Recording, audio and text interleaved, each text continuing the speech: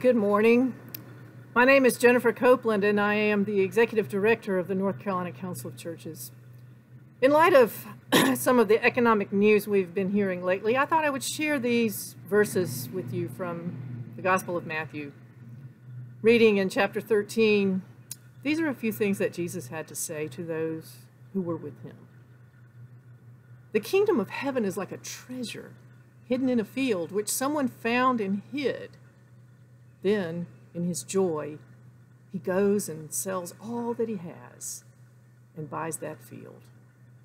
Again, the kingdom of heaven is like a merchant in search of fine pearls. On finding one pearl of great value, he went and sold all that he had and bought it.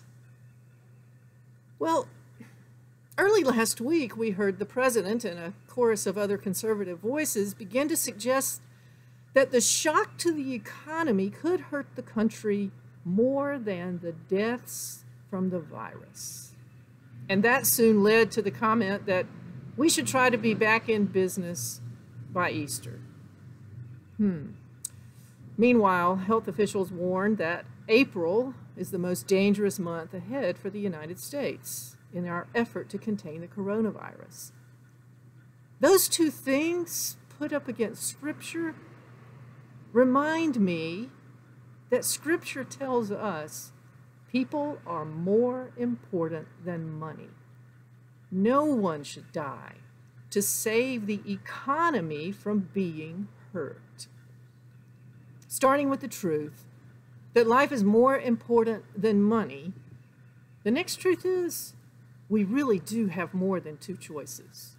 We don't have to choose between re-entering the public square and potentially endangering the most vulnerable among us by allowing this virus to spread, versus observing recommendations from public health officials which may create economic calamity. Friends, there is a third way. There are probably a fourth, fifth, and sixth way as well. We need to get creative. We know that our economic system already had cracks in the veneer well before news of the virus began to surface. Low wages were creating hardship for some of our country's hardest working people. Remember, the minimum wage has not been raised in over 10 years. But rent, groceries, medical care have skyrocketed during that decade.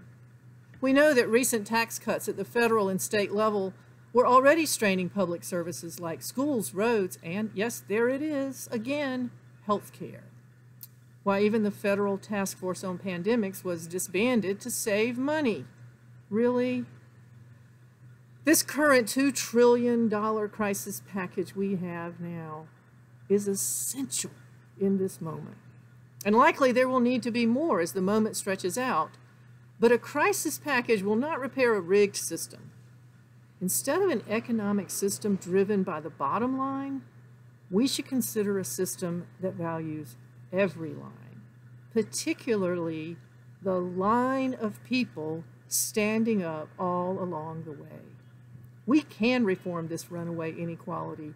We can create a strong social safety net. We can be the kind of net that God weaves when reminding us to care for the most vulnerable among us. At the North Carolina Council of Churches, we are focused more than ever on great treasures and pearls of great value. We are focused on the belief that each one of us is valued by God and valuable to our community. May the peace of Christ be with you, and may you go in peace to serve God and your neighbor in all that you do. Thank you.